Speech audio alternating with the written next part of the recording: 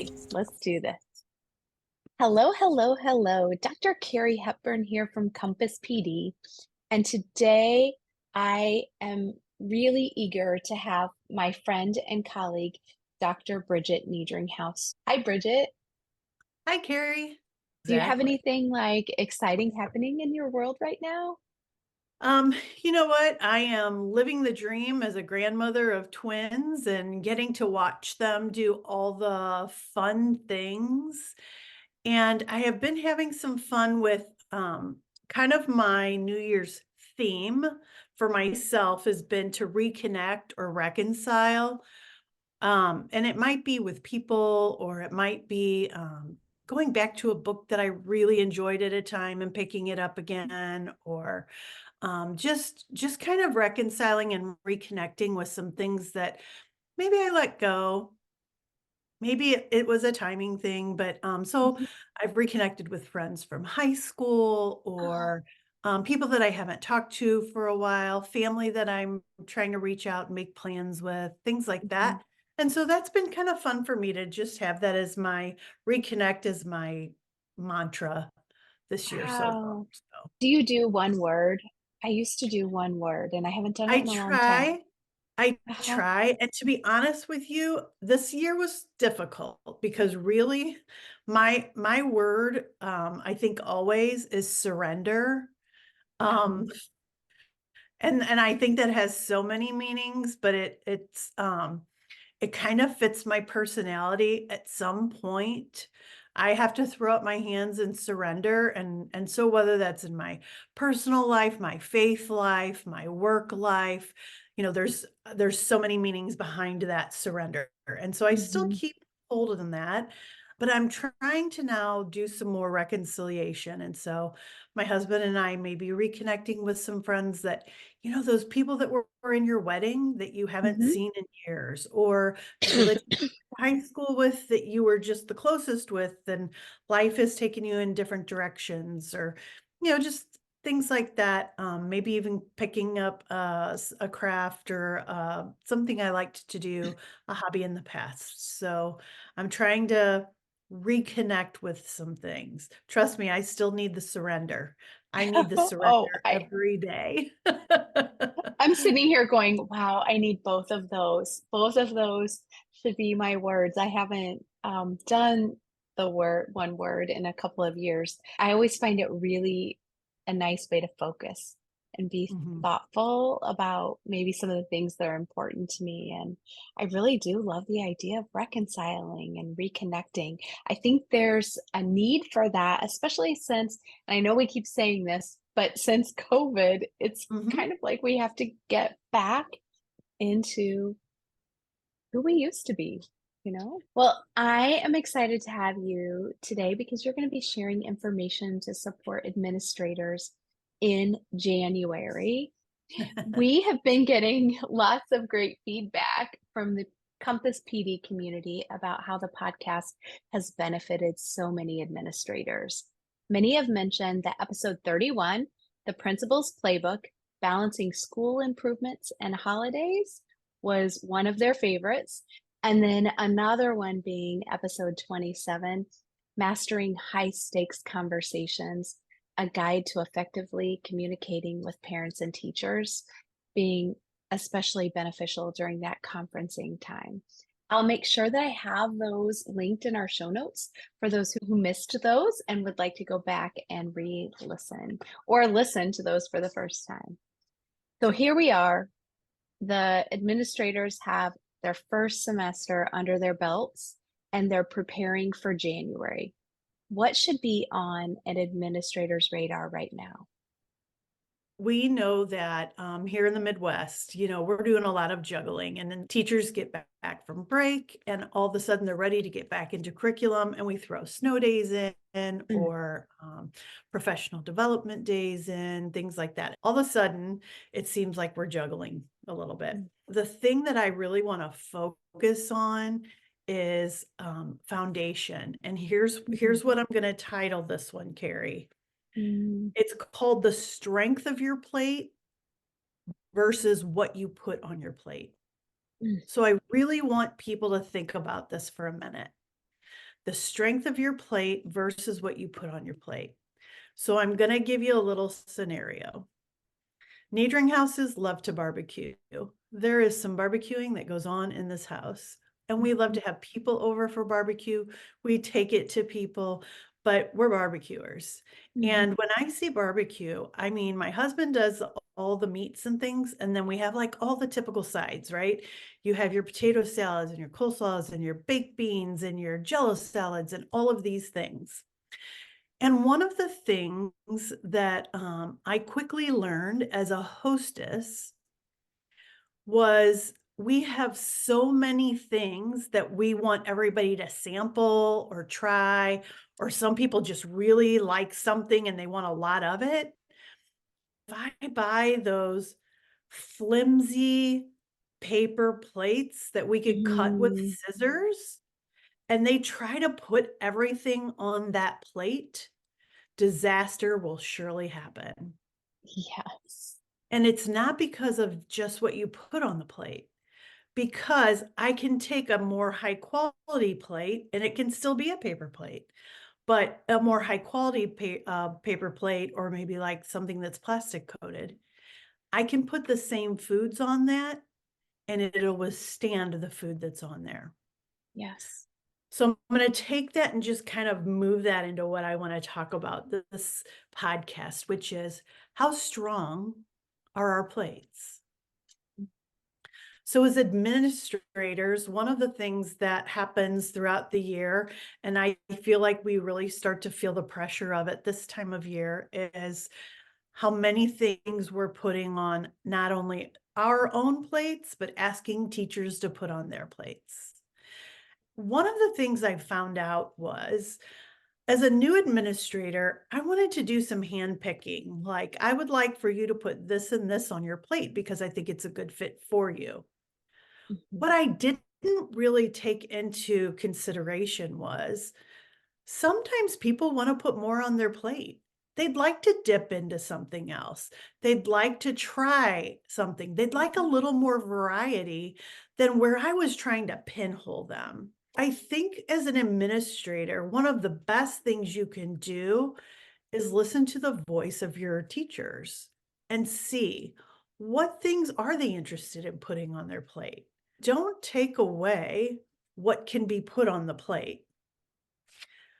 But let's talk about building that foundation or giving them a stronger plate to put these things on. So, what does that look like? That looks like some really good conversations with your staff. Talk to them about if you see the teacher that keeps heaping things onto their plate, that's a great conversation. mhm, That doesn't mean they're going to remove something from their plate, but maybe talk to them about prioritizing what's on their plate or mhm, what they might want to try this time and what they might want to try next time. Things that I consider when I think about this, for example, committee work. We Oh, know that in schools, committees are meeting left and right about all sorts of things. And we have some staff members that have an empty plate, and we have some staff members that hardly can hold up their plate because they're mhm, on so many different things. And so, what we want to do as administrators is get out there and encourage people to be involved in the school, have a voice in the school. But we want to hear from a variety of voices. We don't mhm. only want to hear from the one or two that keep signing up for everything. And we appreciate them. Trust me, we Right. do appreciate them because it's kind of embarrassing when you're the administrator and like the cheese stands alone. Nobody else wants to do this committee work, or no one else wants to Mhm, delve into this work with you and put this on their plate. mhm, There are some things that are those non negotiables that are going to be put on your plate, right? And so when we talk about things like student data, we are looking at student data at this time of year. In mhm, fact, as an administrator, this time of year gets really crucial because there are some decisions that have to be made. I need to make sure I'm working with my teacher and my counselors and my special educators and my reading teachers, and I need to make sure that they're all putting that this is all a priority on their plate as well, Mhm. because it's something that's going to have a critical impact for our students. So for example, if we have a student that's really struggling, we need to take a look at what are the interventions we've done up to this point. Here's how much time we have left with them. While it sounds crazy, we don't have much time left with them this school year. We're almost at February. You're going to have a spring break in there. You're going to have maybe an long Easter weekend in there. You're Mhm. going to have some state testing Interesting. that gets put in there. You're going to have district-wide assessments that are put in there. And then before you know it, the end of the school year is hitting and we are celebrating everything. Like we have Right. field days and we have award ceremonies and we have all these other things that we're planning. Like we're planning a special musical, we're planning our final breakfast with parents kind of event. There's so many of these things Mhm. that we put on our plates. Going back to the foundation is so important right now. So Mhm. what is our plate made of? What are you making your plate from? If we're talking about student data conversations that need to happen, then our plates need to be made from good data sources, not single sources. We need to Mhm. make sure that we have a plate that's got multiple sources that it's made of. It's got multiple stakeholders that are involved and have voice. And we have to make sure that we're coming to consensus on the plate that we're getting ready to pile onto. So if I am the principal of the building and I know I'm getting ready to have some really heavy data conversations, I do not want the flimsy plate that once I put my Mhm. barbecue on it, it's going to fall apart. Mhm. I want that solid plate so that I Mhm. can put some things on there because that's not the only thing happening at this time of year. Right. While it's so important that we're talking about all this, we also have to go back to why aren't things working? So revisiting our curriculum, our instruction, and our assessment, and going back and revisiting and seeing what we're doing and how we are benefiting our students. And so some other things that might get put on our plate as a reading coach, we might put on your plate, hey, I need you to go strengthen somebody else. I need you to go Mhm. help somebody else with some of their foundational skills in the classroom. It might be a teacher, Mhm. it might be a group of students or an individual student, but we have to go back and revisit those things. We want to talk about instruction, and so we want to talk about what are those foundational instructional strategies that maybe we have gotten away from, that maybe we started off the year really strong with because we were super excited and we've kind of moved away from? Let's get back to those and strengthen our plate by going back to those. I talked a little bit about assessments. We want to go back to our assessments. What are we using? How are we using multiple data sources? Are we using a variety of anecdotal notes? And maybe we have some summative assessments. Maybe we have formative assessments. Maybe we just have a lot of different things that we're collecting. And so how can we use that to help strengthen that plate? Because here's some things that we are going to add on. We're going to add on a new initiative. Did you know that maybe next year we're going to add on a new math series? And so we'd like you to pilot it. Right. Or maybe what we're going to add on is we really think there's a great new social emotional program out there that we should really be diving into in February, March, April, May. Mhm. And we really need to hit it with fidelity. So we're going to add that onto your plate. Mhm. It's not part of your foundation yet, Mhm. because you haven't really had that experience with it yet, because you haven't had the opportunity. But guess what? It's coming. And so with all of these added things that come, um, we see students grow weary, we see teachers grow weary. And so if we don't have that good barbecue plate ready, then the plate's going to fall apart.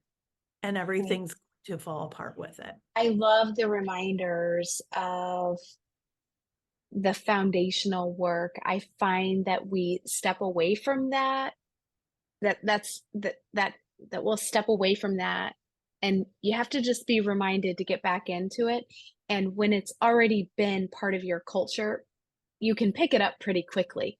It's not like starting a whole new initiative. It's like, remember, we used to do this, and that muscle memory starts to take over again. But we do slip back into some old habits or old ways of thinking or trying to rush through things because of all the things that are on our plate. So, thinking about what is our plate, what is our foundation is a great way to be thinking about finishing the school year strong and And so really. thinking about administrators at this time of year, administrators are probably trying to think like, how many more observations do I need to get into the Mhm, classrooms to do? mhm, How many more IEP or transition meetings do I need to sit through at this time of the year? Because at this time of the year, it's like all this starts to culminate. mhm, And so, even for administrators, going back to those foundational skills, don't forget to do your walkthroughs. Keep mhm, those walkthroughs up. Keep that feedback coming for your teachers. Keep building them up because we know that that summative evaluation is coming, but that doesn't mean we want instruction to stop. It right. doesn't mean we want good teaching to stop. And it also doesn't mean that we don't want to make sure we're giving our teachers the feedback that they need to continue the year. We want them to know how well they're doing. Mhm, We want them to know, hey, I see you. I see you working hard. I see you staying late. I see you at science night. I yeah, see you coming to that special musical that we have. Like we want to make sure that we're still doing those classroom walkthroughs, we're communicating with our teachers. We have foundational skills as administrators that we want to make sure that we're keeping up with as well. And that's what's really going to help build our teachers up, which in turn helps build our students up. I love that. I love that. That you do such a nice job of also in the work that you do, being empathetic, thinking about what other people are going through and how to connect with them, and understanding that um, education is hard. And so it takes all of us together, encouraging and building each other up to make it And if that as we. empathy doesn't come natural for an administrator, don't worry. It keeps building. Nobody Oh, walks into a job and says, how I'm walking in is where I'm going to be in 5 years, right? And right. so if I'm talking to new administrators and you're like, boy, I don't do that. Well, guess what? Put something on your list to do next year. Next year you're trying something new. You're constantly looking to be better at your practice. Like we're asking teachers to be better at their practice, like we're Mhm, asking students to be better at their practice. And mhm, so some of those things you have to keep in mind that if you don't keep introducing them yourself, practicing them yourself, they're not going to get better. I did not come in with the best empathy as an administrator, I'm sure. I'm confident of it. The only thing I can say is, as a parent now who has two daughters that are teachers, it does my heart so good to see them be excited about their profession. mhm. And it makes me feel good as a parent that somebody's acknowledging them and giving them that feedback. And Yeah. then I can see how that is transitioning into that good feedback for our students. Mhm. Great. That's super. Well, I don't even know. We'll continue, but that was so good. Okay. As we I thank you. As we think about this time of year, what are some predictable problems the administrators will be facing? So the predictable problems are the full plates.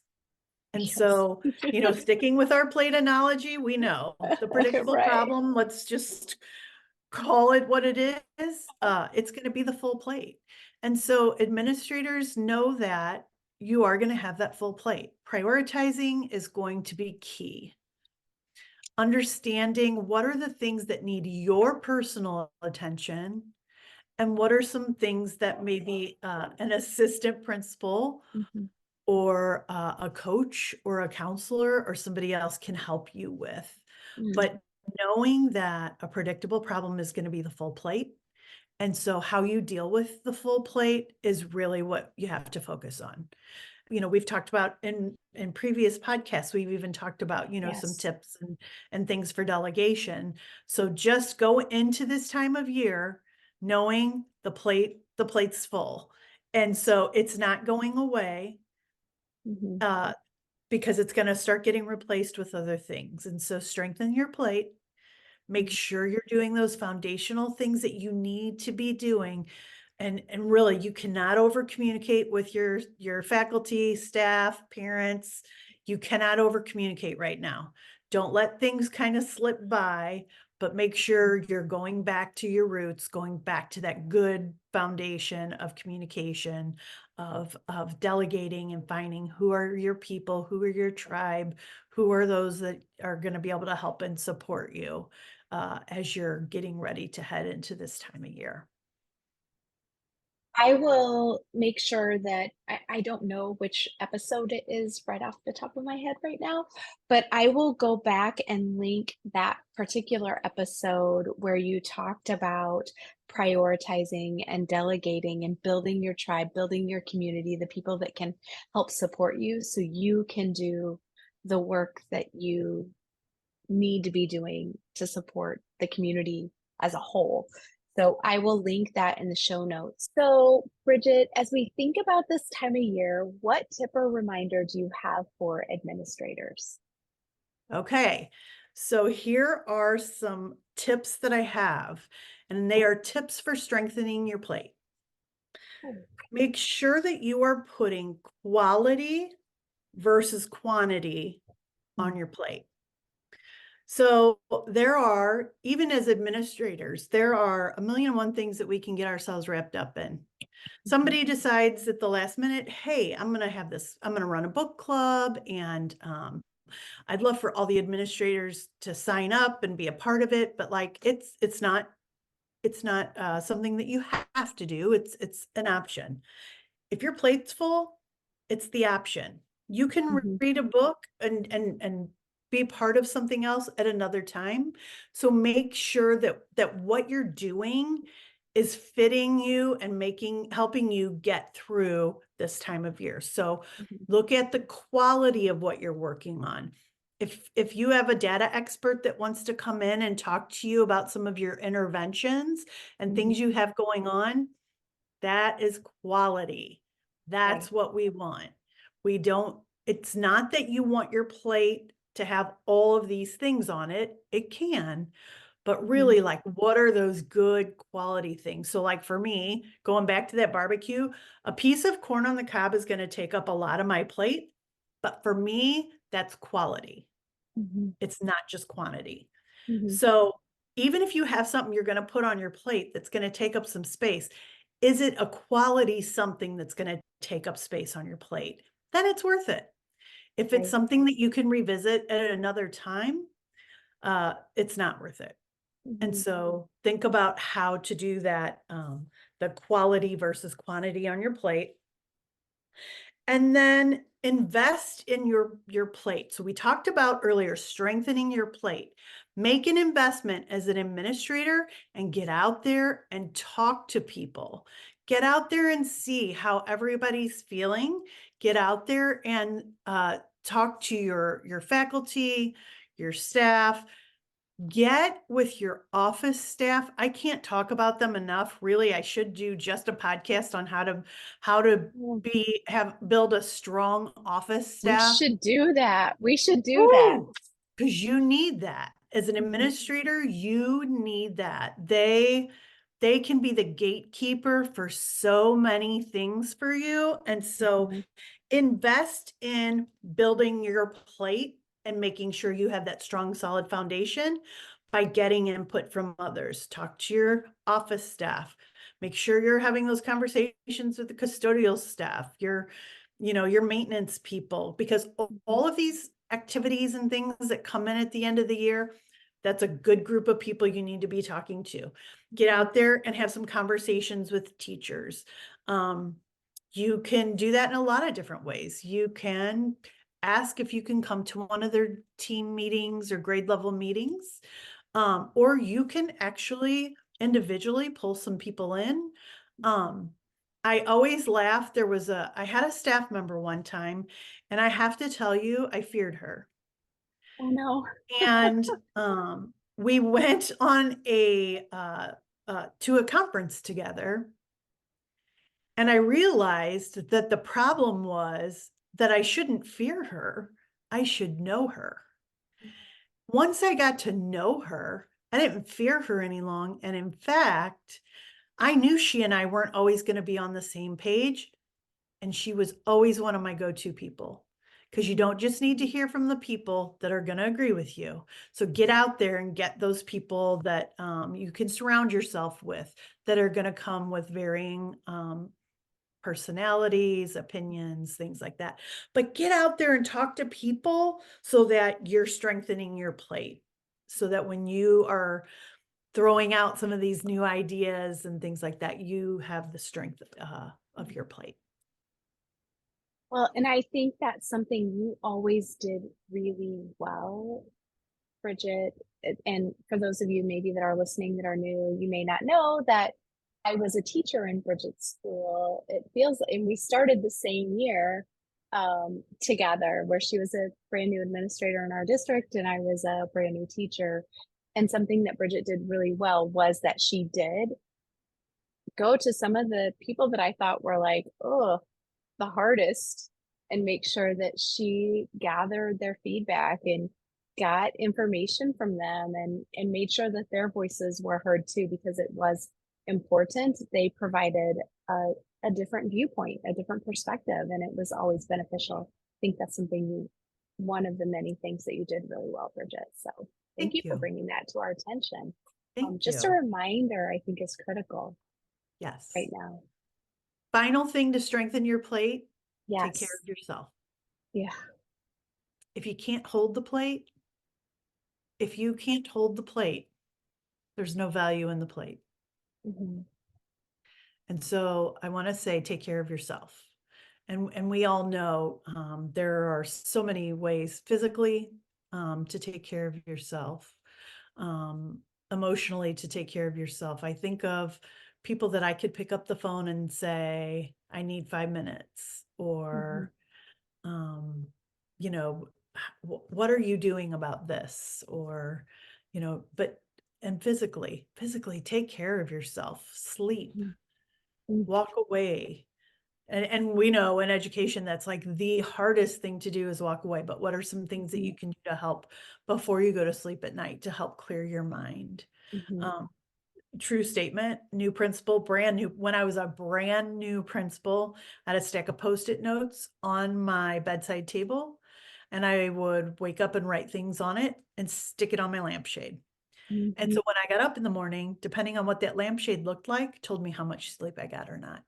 But at mhm. least I felt like I got it off my mind and I could deal Right, with it the next day.